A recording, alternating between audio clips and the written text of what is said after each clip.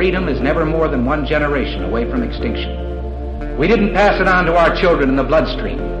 The only way they can inherit the freedom we have known is if we fight for it, protect it, defend it, and then hand it to them with the well-taught lessons of how they in their lifetime must do the same. And if you and I don't do this, then you and I may well spend our sunset years telling our children and our children's children what it once was like in America when men were free.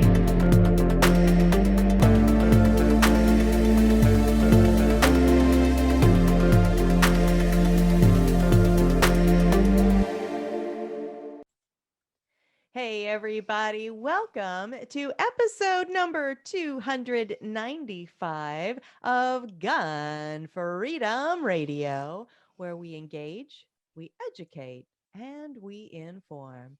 We are brought to you by azfirearms.com, your nationwide hometown gun shop. I am one of your hosts, Cheryl Todd. And I'm the other guy, Dan Todd. Our theme today is a revival for our republic, and our guest is Alex Stovall.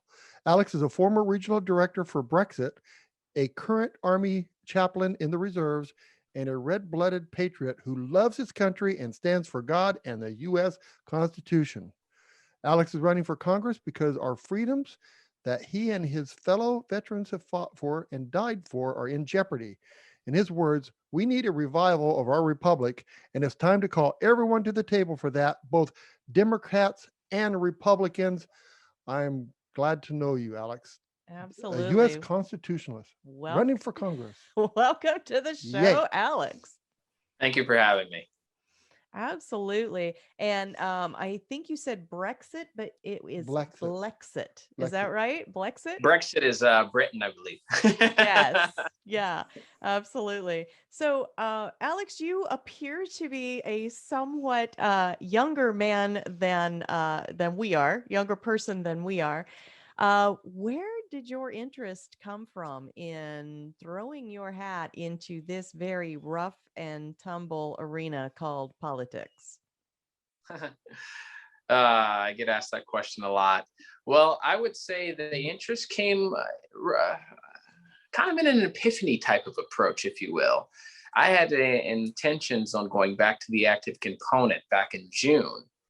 Now, in the interim of waiting to leave, we saw the inauguration of I don't think he's president, but whoever you would call this sleepy guy in office, they did it in the church. And I believe they also had a prayer. I didn't really pay attention to the prayer because I felt like it was heretical, but that's besides the point. I digress. They concluded by saying a woman. Now, I believe conservatives stand for biblical theological values. And I threw my hat in and I volunteered myself because there was no one that was standing up for what was right.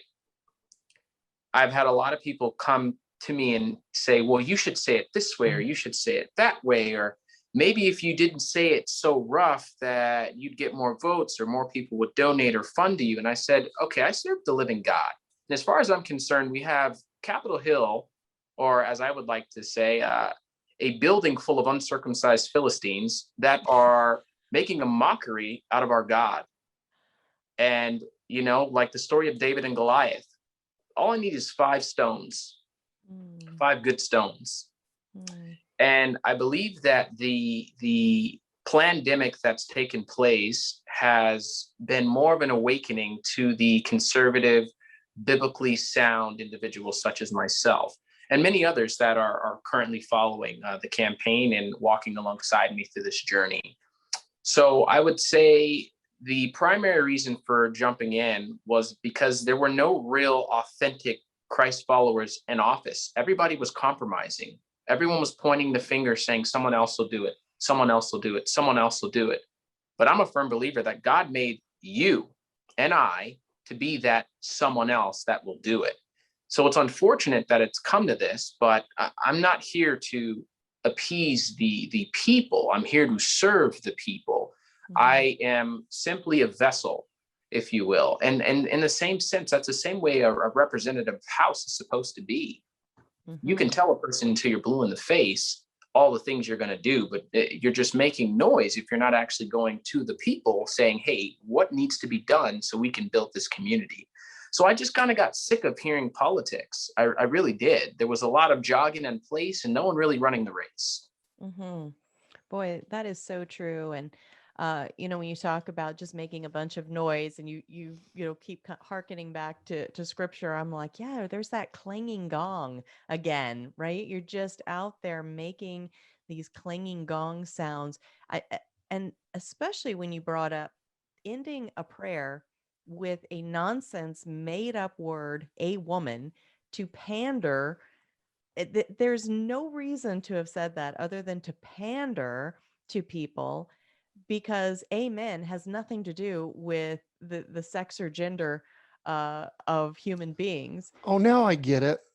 I was trying to figure out the a woman thing, but you're right. That was the most ridiculous thing I've ever seen. I just had to say that. That was a man, a woman. That's, come on. And then you take that and then you go, they were as bold-faced serious about saying a woman as they are about any number of other things. And so couldn't we very easily stand back here and go, well, if one thing is nonsense, then there's a whole lot of nonsense going on in many arenas. I definitely agree with that. And I've said it once now, I've said it 100 times now. The current representatives, and as I've mentioned before, I'm holding everybody's feet to the fire. I don't care how much money, how much power you have. I know somebody who has more power than everybody that's living on this planet right now. That's the living God. I'm not going to cancel myself or silence myself. If you're not doing anything wrong, then you have nothing to worry about. But if you got skeletons in the closet, they're going to, what's in dark comes to light. So I'm just to the point where I'm so fed up with people trying to tell me I need to cater to a certain group or cater to a certain amount of people. The Republican Party, the Democratic Party, any type of party has gotten so content as individuals with leaving a footprint rather than leaving a foundation. As an American, your goal is to do what? Serve, be a good citizen to the community, and contribute something. Now, if you're leaving a footprint, 9 times out of 10, it's going to get blown away. Somebody else is going to step over it. It's going to get messed up. But we need to be laying a foundation for the next generation, because our next generation is lost in the sauce. They have no idea whether they're coming or going. They are so confused, and it's by default. It's on us. It's on the generations that are currently in place and the wiser generations. I've sat with guys that, I've lived my life twice now that have said, you're young, you still got a lot of life to live. And I said, yeah, and you're old and you've lived so much and you've given me nothing. Silver or gold you do not have, but what you do have, you should give freely, which would be wisdom. You know what this country was built upon, yet you hoard it. Your cup overflows for what? So you can pour into the younger generation. But they've neglected that. And that's why we're in this mess that we're in right now. The Republican Party has done a horrible job with mentoring the next generation. Well, the scary thing about what you're going to be up against, Alex, is that you're going to be running and you're going to get voted in, and the people that you work for don't know what they want because they've been lied to. They don't even know what true freedom is. They don't know. We just had another show and I found out that we elect people to give us permission. That is ridiculous. That is absolutely ridiculous. You are elected to represent us, but it's scary because how are you going to represent people that don't even know what they want, because they've been through the colleges and everything else have been taught opposite of what America is. Obey, consume. Exactly. Yes, it's a big problem. It's a really big problem. But I'm an educator and I'm an inquirer. I love asking questions. I'm always going to ask more questions than I give answers. A lot of people keep asking me, what are you going to do when you get in? What are you going to make? What? It's like, no. What do you want me to do? What needs to be done? You're in the community. If I'm up in DC, I can't see the full-fledged issue that's going on. So you tell me what needs to be done. Which brings me to my next monologue. We're supposed to have smaller government. Government is essentially in place to do what? To oversee and make sure things are being carried out. They have no business telling us how we should walk, how we should talk, what we should eat, what we should wear, where and how to do things. And for the love of Joseph Smith, for Pete's sake, you're telling me I have to wear a mask to go into the grocery store? Before you know it, they'll be telling us to wrap your face with saran wrap. Yeah, exactly. No, 100%. And, since we are Gun Freedom Radio, we're a Second Amendment show primarily. I want to ask a question there, and then we can branch off on other things. And it kind of incorporates all this that we're talking about. There's a lot of misinformation out there. There's a lot of disinformation out there. The way that government and the citizenry now are structured is upside down from where our founders had intended, where we are asking permission. We are allowing government officials to tell us that we have to cover our faces with a piece of cloth we have no idea any efficacy of that. I personally think that there's very little efficacy, and I think it's capturing germs and giving us more germs in a concentrated form than protecting us from germs.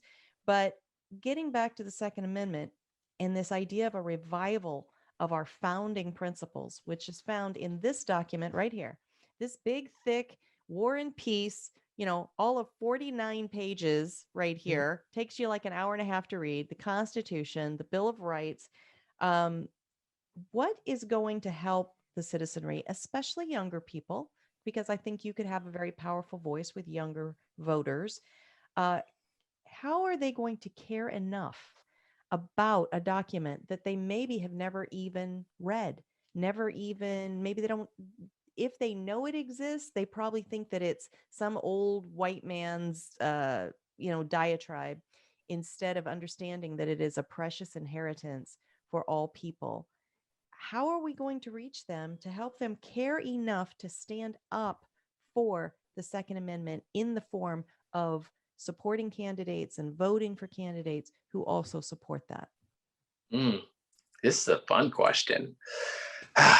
When I was with the military, people used to tell me I should get a pistol tattooed to my hip because I'm so quick with my responses. But I digress. Besides the point, I would say education. Our people perish because of what? Lack of knowledge, lack of wisdom. Educating our youth and our inner city communities and the communities as a whole about the Second Amendment and what the Second Amendment wasn't implemented to protect the government. The Second Amendment was implemented to protect the people from the government.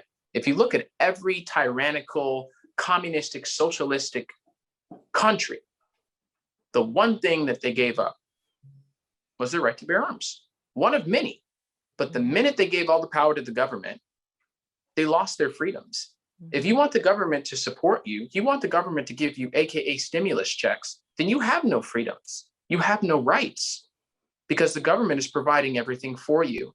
Freedom is nothing more than you having the right to have accountability to do what you're supposed to do as an American citizen. And if you forfeit those rights, you don't have a say. As we see in Argentina, Venezuela. So I think education is huge. It's a huge thing. And the fact that our schools are not teaching this should be a huge concern to the parents. Like, I can't even remember what I learned in high school. I've learned more on the streets than I've learned in high school. How to do stupid stuff with girls, how to get out of class. I mean, guys told me security would tell me they had tapes stacked this high of me roaming around in the halls.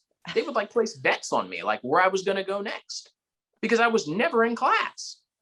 So you ask yourself, what really does public school teach you? Not to mention that statistically speaking, a private school is cheaper than a public school because you have all the federal money that's being pumped in there and nobody knows where that goes. But, that's none of my business apparently, because I'm just a young 26-year-old congressional candidate. But as it stands, I think permitting and allowing individuals to be able to go set up events where you have kids learn gun safety, set up events where you have people that have guns, because I know friends that have got more guns that got t-shirts. Allow people to shoot, allow kids to understand that guns don't kill people. People kill people. And it's not black against white. It's black and white against idiots. I mean, that's pretty much what it is. So I think education is huge. Stand up for your Second Amendment, because that piece of steel is what guarantees you peace and freedom and peace of mind, if you will. But you can't teach it. You can't learn it in the schools if they're not teaching it in the schools. Exactly. So we put pressure on the liberal schools. I believe that we're applying pressure in all the wrong areas. We're doing a lot of, hey, look over here, and not paying attention to what's going on over here. So America's hemorrhaging right now. But if you take America and you actually look at the body of America, let's just talk anatomy for a second. We're treating an issue that doesn't need to be treated. America is bleeding internally, but we're treating it as if it has a headache. Okay, take some Tylenol. Well, you're bleeding internally. Why are you giving it Tylenol? You need surgery. So that's the problem. To me, that's a metaphoric analogy of what we need to be looking at. That's what's happening to America right now. The real issue. So what you're saying is there's a lot of cancer in Congress. Yeah. That needs to be cut out. There needs to be a surgery that needs to take place. As Trump said, drain the swamp. And me, I'm a full exterminator in that sense. Yeah. Well, and even that kind of language, right? We sit here on the show and and I make speeches and I say, we've got to fight for our rights. Well, the other side, who wants to twist and pervert and say things like a woman to end a prayer, they want to say, oh, we're using inciteful language to incite violence. No, we're not. We're using action words to say these are things that need to be done. We're not inciting violence. We're trying to incite people to care about their rights, about their history, about their future. And we're saying that we have to start where we start. Whatever you did yesterday, you did. But today, take an interest. Help out candidates that are coming into this arena so that we don't just keep re-electing the same people over and over and over again. And that is how we get in there and cut out the cancer and drain the swamp and all those things that we're saying. But what I find interesting? Sorry to interject, but you have a lot of people that have come to me and they've said, well, what makes you qualified to be a candidate? We have other qualified candidates that are running in this district or that district. And my response is simple. What qualifies a qualified politician? Stealing? Because that's all I've seen. The politicians have only done one thing, and that's steal money from the American people and funnel money in other places they have no business funneling in, like Pakistan. That's not America. What are we sending money over there for? Yeah. To be a representative of the people, I could go on and on. Like, my IQ drops every time I listen to some of these representatives. It's ridiculous. It does not take rocket science to do politics. You open your ears, you open your eyes, you open your heart. You listen to the people. They say we need this. You say, seems legit. Let's go talk to the other guys, and then you sign a little bill, and it's good to go. It's simple as that. Everyone's like, oh, it's complex. No, it's not. No, it's not. Stop it. Well, they try to make it complex to keep new citizens, younger citizens from trying to enter the arena. And so I agree with you. Keep it as simple as possible. Don't let people try to scare you away with their ideas of how complex it all is. I mean, our founders, again, like I said, in 49 pages, they somehow managed to write our roadmap, write our recipe book, write our legacy for how to organize and run a nation. It can be done in 49 pages in a pocket-sized book. I don't think it has to be as complicated. But I'm going to interject on that. How many people that have been elected to represent us that swear to that Constitution when they get elected, follow it, protect it, and defend to follow it? I mean, look at the New Jersey. I have to mention the New Jersey governor again. He said that the Constitution was above his pay grade. This is a governor of New Jersey, said that publicly on TV. The Constitution is above my Pay grade. Because it happened. Yes. All right. So every person. So who? Right. He said, well, then Sure, you're never mind, fired, never mind, right? never You mind. should be able to say you're fired, right? Yes. Which Yes. takes us back to Trump again. You're fired. Okay. Next question. Talking about, needlessly complicating things and making things more confused than they need to be. The news, and I always have to use air quotes when I say the news, it is filled with always wrong information, misinformation, dramatic and emotional information. However, right now, there are images of total chaos at our southern border. If your campaign is successful, this is going to be a major humanitarian issue and a politically laced mess that someone is going to need to clean up. And we are a border state here in Arizona. You're running for Congress here in Arizona. Talk to us about that particular issue. I'd love to. Hi, I'm someone who's going to help clean it up. It's as simple as this. You create a merit bill. We don't have an issue with you coming to our country, but if you're going to come here, you're going to earn your keep just like everybody else. When I was in the military, we had people that were IAs that earned their freedom and earned their citizenship by going to basic training, becoming a soldier, serving their time. This isn't free 99 country. You're not just going to come here and just live off of federal funding. American people are hardworking, patriotic human beings. You have to earn your right. That's the nature of the beast. Unfortunately, sin was born in the world and you have to toll the land. But you're not going to come here and just get a handout. You'll get a hand up, but you're not going to get a handout. So learn a skill, learn something that you can offer. What are you bringing to our country besides narcotics, drugs, and trying to traffic our children? But if you don't have anything to offer, then we don't want you.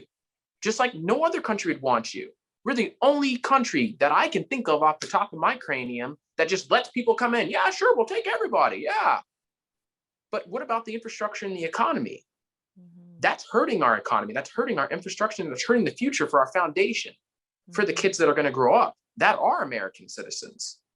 So what do you have to offer? That's what I want to implement, a merit bill. Every other country has it. We're the only one giving people handouts. If our lights go off, everybody else's lights go off. I love people in general, but what are you going to bring to this country? If you don't have anything to bring to this country, maybe you should stay where you're at until you can pick up a skill or some type of craftsmanship and then come here. We welcome you with open arms. Americans are hospitable people, but what do you have to offer? How are you going to contribute to the community? Very interesting. And so again, when we watch the news in air quotes, we are inundated with ads for pharmaceuticals. So clearly, Big Pharma is a major funding agent of the information that we are fed as news. I mean, I think that just logically follows. Is there any regulation that needs to happen there? Yes, there is regulation that needs to happen there. I take a deep breath because I have so many opinions. I trade the stock market. I know how Big Pharma is, and I know how they like to manipulate things, and they're the sneaky little buggers. Besides the point, what I will say is Trump tried, and he almost was successful with implementing a policy to mandate and mitigate the confusion, if you will, about Big Pharma and taxes on medication. Now, people know people that are diabetic. People know people that have cancer. People know people that have fill in the blank. Why are we charging them an arm and a leg? It's almost as if they want people to pay to live. They're American citizens. So you're telling me that a person who jumps over the wall is more important than a 50-year-old, a 60-year-old American that's a union worker? They can't control the fact that they got cancer. They can't control that they worked in a coal mine. Or they can't control they were exposed to Agent Orange. We have to figure out a way to make Big Pharma play nice. Because Big Pharma doesn't care about the people. They care about lining their pockets. So we need to apply pressure on Big Pharma. We need to make drugs or medications more affordable. That's what Trump was trying to do. There's no reason to reinvent the wheel. It just so happens I'm a lot younger, so I have a lot more time to try and get this passed. But why recreate something? Trump said it himself. We need to make drugs and we need to make insulin. We need to make things more affordable for people. We don't need to raise the minimum wage. We need to lower the cost of living. We need to lower the cost of medication. Gotcha. Because people are still working the same amount. But it's almost in vain. If you work 400 and something hours a week, exaggerating obviously, and your medication takes up 2/4 of your income, now you have to choose: do I eat or do I medicate myself? Do I eat and feed my kids or do I medicate myself? That's not a place Americans should be in. We're the most prosperous country on the planet. Yeah. That's So the that's first time personal I've to me. heard that by a politician. I'm going to call you a politician because you're running for Congress. So you are. Well, hopefully That's he'll be a public Right. servant, But not a politician. that's the first time I've heard that. Instead of raising the minimum wage, lower the cost of living. That is a good one. You need to hang on to that. If you sink that in, I'm looking at our gas prices, medical prices, all this other stuff. Why not, instead of trying to catch up to that number? Because it's like colleges that, you apply for a college grant. They just keep raising the prices up so you can never really afford it. Lower the prices. Unbelievable. This is for free. And if anybody out there is listening, I'm trying not to get suicided. I know Hillary's probably listening out there somewhere. I mean, Hillary, same thing. But anyways, what I will say is the market has unlimited prosperity. I teach people in our communities how to create passive income in the stock market. Think about a world where you could teach your 5-year-old daughter or son to create passive income for the rest of their life. Keeping us confused keeps the elitist in business. Somebody that was an elitist and then became more of a Republican, conservative, taught me how to trade the stock market. But understand that the stock market is not our enemy. Fear is what? False evidence appearing real. There is nothing scary about the stock market. Our people perish because of lack of knowledge.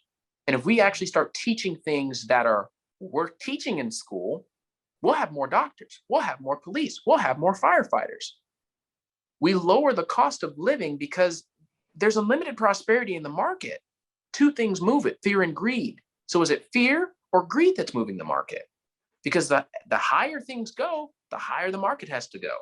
You see what I'm saying? It's manipulation in a sense, but no one will call it out unless it's AMC or GME. The little guy's figuring it out, and now elitists are like, hey, you can't do that. But well, I just go back. If we didn't have fear, we wouldn't have the greed, because if people weren't afraid of it, they would fight it, and the competition would have to come down in prices. Long story, but I think you're on the right track. I'm working on a lot of stuff right now. I'm not even in office yet, but I've got the ear of a lot of people because I've had nothing, absolutely nothing. I still don't have anything. I went to college and got educated to learn a whole bunch of stuff that I still yet to use in society. Education just shows that I can be teachable. Yes. Well, congratulations on being educated and not indoctrinated, Yes. because there's a whole push on that, and bringing ourselves back around to the idea of education. We've just lived through a crazy year plus now of COVID restrictions that are still impacting many people, including families with children who were suddenly the families in the position of trying to homeschool. I was doing my best to homeschool my young granddaughter, and I've realized that is not my gift. I have lots of gifts. That one is not mine. And this online learning, a 6-year-old in front of a computer doing independent learning, there was nothing independent, and there was nothing as far as learning going on there. But as people are navigating which schools are allowing, here we are again, allowing students back into the classrooms, and how many hours kids are being forced to wear those masks, and these other forms of institutionalizing our future generations. What is your stance on the parents' ability and power to choose and have school choice, and whatever school looks like, whether it's private, whether it is, an online source that they choose, not something that the school has set up, their traditional school, whatever it is, what is your stance on the parent being able to have the power and the say there? Once again, I've got an answer for everything, right? So I would ask the question to those who are parents currently out there. When do you stop being a parent? The answer is simple. Never. You never stop being a parent. Grown child, and I mean, I don't parent her in the same ways as when she was young, but you're always in that parental role, that leadership role. That Correct. Which brings me to my next statement. If you never stop being a parent, part of a parent's role is to raise their children, not some child, their children. Parents need to take ownership of their children as they once did.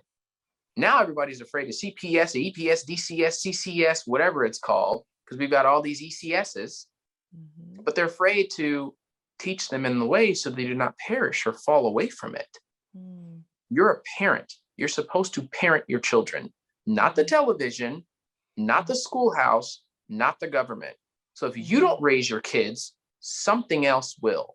And I was intentional with saying something else because I wouldn't say it's people, but the media is raising children nowadays because Republicans, Americans have gotten too busy trying to keep up with the Joneses.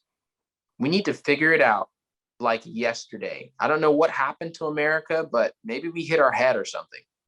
Good times make soft men and hard times make strong men. I don't know. But too soon old, too late smart was the old theme. And we've lost it. The older generation has neglected, quite frankly, abandoned the upcoming generation. And if you should take it personal if you're listening. I haven't. Maybe you haven't, but maybe your neighbor has. And maybe their neighbor's neighbor has. We have to be accountable. Take ownership of the kids. School choice changed my life. And that was because I had a great aunt who acted as a parent for me and allowed me to go to that school. And here I am now, 2 college degrees later, running for Congress. It's awesome. You know, I'm the older generation.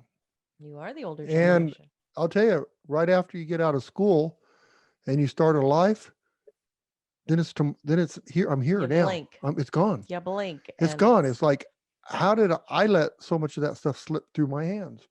Well, I was really fortunate. Cheryl is a great parent, and I'm not saying I'm a bad parent, but she's a great parent, and she made sure that because I'm sitting right next to him. She made sure that my daughter, smart man. She made sure my daughter took the right steps, and my daughter, I'm very proud of my daughter. She's a thinker. She's not a follower of the sheep. She thinks and she leads. She never got out of the why stage, and we love that about her, right? You know, question authority is just when she would question my authority. That was like, wait a minute, I didn't mean me. I meant everybody else. But, Alex, it is so hard because the generation I'm in, I mean, you know, you got out of school, you worked, and you were clouded with all the other things because you had to put food on the table. And so, and then how about the parents that don't have the wife or the husband to help them with all this stuff? So they struggle. And so I think that's how we got to where we got. There's more. It goes back to what we mentioned. Lowering the cost of living would eliminate so many different issues we have. Right. And how about we start with the amount we pay to taxes, because with all of the tax rebates, which is what I'm personally calling these COVID checks and payments that are coming out, if they can survive with that much less money, you know what? I think that we're due for lower taxes, but that we can talk about on another show. I wanted to just ask you to tell us a little bit as we start winding down about your actual campaign. What exact office are you running for? What exact area are you running in? Just kind of dive into all of that. Yeah, so I am running for U.S. House District 7 in Phoenix. So there's a couple of cities like Guadalupe, Maryville, Avondale, Tolleson, South Phoenix, I believe, because South Mountain is a part of it as well. The borders are kind of cut really interesting, almost as if Democrats cut it themselves, but I digress. That's open for interpretation. I know things by zip code because I've moved so much around here. Mm. But be that as it may, District 7 is a inner city district. There's a lot of things that my campaign is doing actively. We have a drug operations team that goes out to pull drug addicts and drug dealers off the street and get them registered to vote. And we get involved. We're supposed to be the hands and feet. And I'm yet to see anybody else in Congress or any other candidates do the things that my team is doing. We've become a red wave movement. It's not just blacks. It's not just whites. It's not just Mexicans.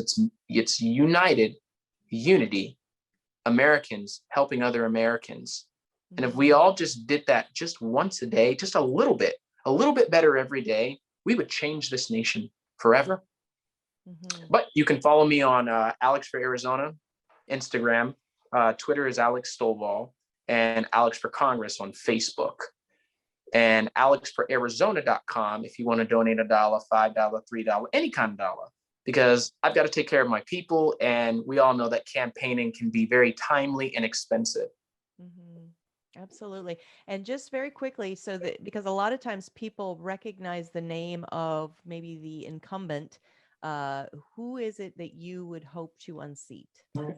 Ruben Gallego, or as I say, Ruben Go Go Go. Yeah.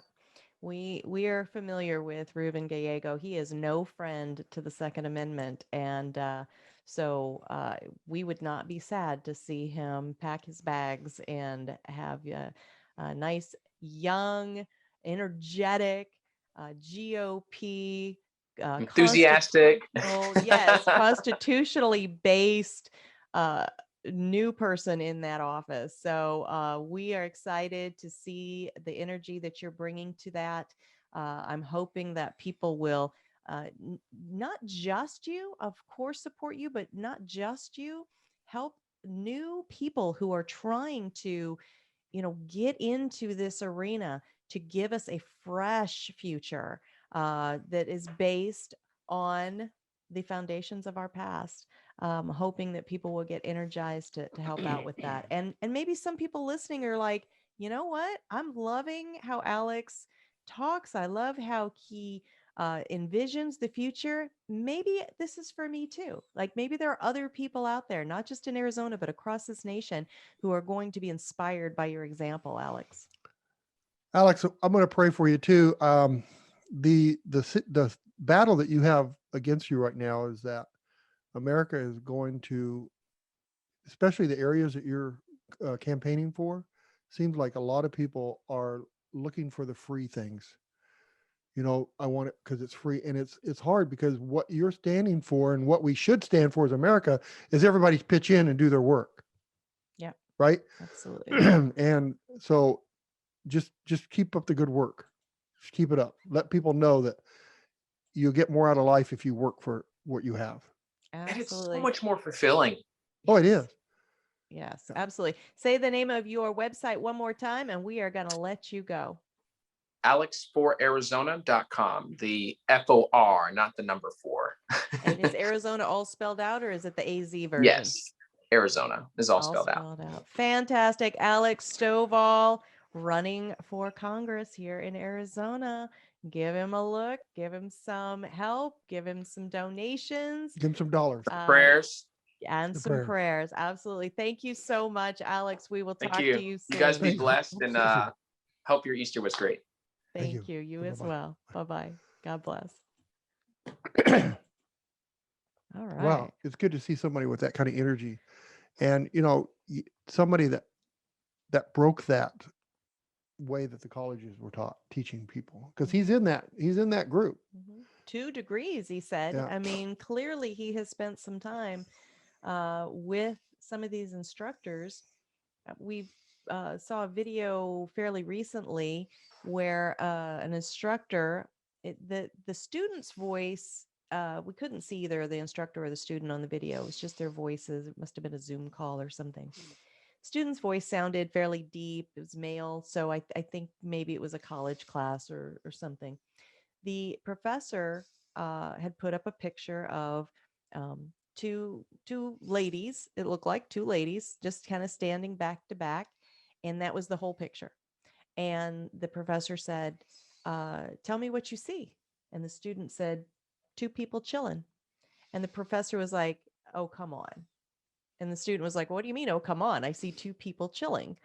And the professor began badgering the student. And finally, the student said, I'm not sure what it is you're looking for here. Are you wanting me to comment on their race or their gender? And the teacher said, well, of course, because you can't not see that. And the You student cannot see that. That's can't there you not go. see that. They- And the student did such a good job of holding his ground. And I was so proud of the student and proud of his parents, because honestly, that's what we taught our daughter to see as well. Right. Two people chilling. And then if we needed more of a description, well, which two people? Well, then tell me what they're wearing, right? Or something more about their behavior. Why do we have to go to that presumptive place, right? That digs into this whole politically charged thing about gender and race and that sort of thing, when we can very simply say, oh, there's two people chilling. Right. And so what he's doing is teaching division. Yes, absolutely. And teaching people to teaching it, emphasize but not saying things it. like race and gender. But It's they're like, why not do we have saying to it, emphasize right? that? They're not saying it, but they're teaching it. Right. And if the student hadn't realized that he was being baited, if it was just a conversation with a friend and he said something about, well, look at those two ladies over there, or look at the, whatever. I don't think there's anything wrong with that. Don't hear what I'm not saying, to quote my good friend and Pastor James Corden of Camelback Community Church. Don't hear what I'm not saying. There's nothing wrong with saying, look at those two ladies, or whatever, or Mhm. even commenting on your perceived color, hue of their skin. But right now it's become a manipulation. It's become a bait. It's become a trap. And God, I remember when I was, young. When Cassie was just like 4 or 5 years old, and Cassie's our daughter. my daughter, and if I said something, there was a black and white man on the corner of the street. She says, "What difference does it make?" She'd tell me that. Yeah. What difference does it make? Why can't you just say there's two men? Yeah. Right. Right? And it's Those it's two not people. it's not Yeah. what I said was not Wrong. racist or Right. anything, Right. but I just but now the teachers are trying to teach that. Yeah. We want you to separate those two people. Yeah. And if you separate them, how racist is that can be if you're teaching that? That's crazy. Yeah. But at any rate, it's a crazy, a weird time out there. And to be a young person like Alex is, he said he's 26. That's old enough. I don't mean to say he's young and therefore, shouldn't be running for office. I don't mean that. Again, don't hear what I'm not saying. I'm just saying that is the next generation that is coming up and eligible to run for these kinds of offices. That's rough and tumble. That is hard to put yourself in that position. I so admire that. I do hope that this interview is going to inspire some other younger people of the next generation to step up and step forward. And those of us that are in the older generation, we have to recognize their effort. We have to support their effort, because we all have, I hate to say it, we all have an expiration date. And Don't point at me when you say that. we Don't point at me when you say that. I didn't, I promise. We have to be sure that we have mentored up people who understand the responsibilities they have to carry on our constitutional legacy and what our founding fathers and mothers fought, bled, starved, and died to secure for us. Yeah, and I have to add to that. Okay. I will let you. I will give you permission. What is wrong? Because we love that word. What is wrong with America? I will allow you. For the last, 200 and whatever, 20 years, it has some issues, but the core, there's nothing wrong with the core. That Constitution, there is nothing wrong there. Everybody's created equal. Everybody, the whole works. Well, we had to work on it a little bit over the years. We have some issues. I understand it. But what the new groups are trying to do is completely remove that foundation. Yes. And that's the scary part. It's almost like if you don't like the foundation, move to another house. Get out of the, get out. So I was having an online chat conversation debate with someone recently, and I don't remember what my post was that caused this person to say, yeah, but America is based on, racist and sexist ideals. And I said, well, okay, what are you doing other than throwing mud on the people who had to write something, had to do something, right? They had to give us some kind of a roadmap. And you have to judge history by history, not by hindsight. But rather than just throwing mud on the people who did, you know, the best they could at that time, I believe, uh, what are you doing today to better it, to better our nation? And he sidestepped it. He didn't want to, answer the question directly. And I said, well, I guess what you are going to do is you're going to be moving to whatever nation doesn't have sexist and racist beginnings and histories. Yes, is that what you're going to do? Because There are none. exactly, and that was the one thing that he did say back that was actually true, because of the rest of the stuff that he wanted to say was, just talking point after talking point with no original thought behind it. And he said, well, there are no nations that don't, but blah blah blah, America's bad. Well, America can't be horribly bad If everybody's wanting to come if here. everybody's wanting to come Yeah. here. I mean, our borders are being stormed by people who are not Too happy with the places they live. exactly. Right. So, we don't have to ignore what has been less than great. We can always work for what is good, but to take this stance that, because we have any holes or stains on the fabric of our nation in the past, that we should walk around with ashes on our heads or walk around in shame. Destroy That's it. a lie. Right. Just destroy it all and start again won't work because we need our history to learn. Well, We have to have it. and it would be interesting because they'd probably end up with something pretty dang similar to, to fix the problems we have now. We're going to end up with something pretty similar Except to what like if we could go back and do this our again, founders if we came up could, with, because it was like get government out of our personal lives. if we could go back and do this again, I would say, okay, on the Second Amendment, here's what we're going to do, guys. Instead, we're just going to say guns cannot be infringed on. Shall not be infringed. No, Our founders did no, that. you said shall.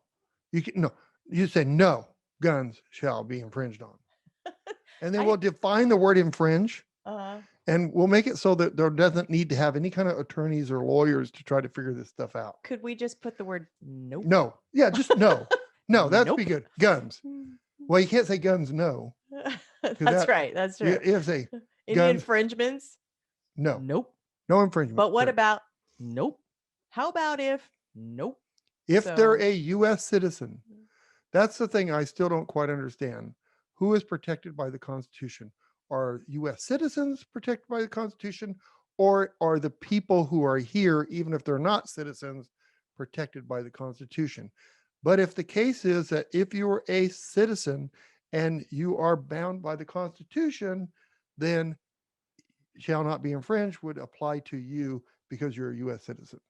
Now, you could lose your U.S. citizenship by creating a violent felon, and then therefore would not have your rights again to that.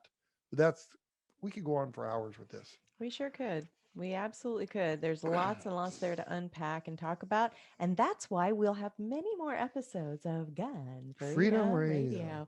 All right, gang, we've got to get out of here. Thank you so much to our amazing listeners all over, not just this nation, all over the world, all over the planet. If there's internet, we have listeners, and we value you so much because these messages, these conversations, these topics that we get to discuss with our subject matter experts, you are carrying them all over the world because of the conversations that you then have around your dinner table and when you go out to dinner with your friends, which we're allowed to do again, when you go to your child's little league baseball game or soccer game or tennis game or whatever that we are now allowed to do again. Thank you so much for taking those conversations into your spheres of influence. If you would like to listen to any of our other shows, or if you missed any portion of this, you can find us on the smartphone app called Opslens. You can watch the video on YouTube until they decide to kick us off because guns. On the on the Gunstreamer website. And if you want to listen to the audio only version, then go to our website, gunfreedomradio.com, click the on demand tab, and binge listen to your heart's content, darling. And if you want to see photos and bios and links to all of the guests we've ever had on, click on gunfreedomradio.com, click on the guest tab, and there is a huge body of information there. And when you spend time there, we don't hate that. All right, gang, until next time, what are we going to do, Dan? Pray for our nation. We're going to pray for our representatives, our elected officials, our leaders. Don't say that word. Let's quit using that word. How about if we want to move to England, we can say leaders, but we don't. Okay, but I said during our interview with Alex that parents are leaders, right? We are leaders in our families, and right. So I would like people to pray for me as a leader. I'd like people to pray for you as a leader. Okay. You're a leader in our business organization. Okay. I'm learning every day. Okay. All right. But what if there are some of those people, those leaders, those representatives, those What do you mean? officials What if there are? we don't what do you mean? Particularly what do you mean? What if there are? I mean, just assume the hypothetical that there might be. It would be easier to say, what if there wasn't a few? Wouldn't it? Come on. Are we still going to pray for the ones we don't like? Yes, we're going to pray for everybody, but don't go there. What if there were? Maybe especially the ones we don't like. All right, gang. Have a great week. Be good to each other.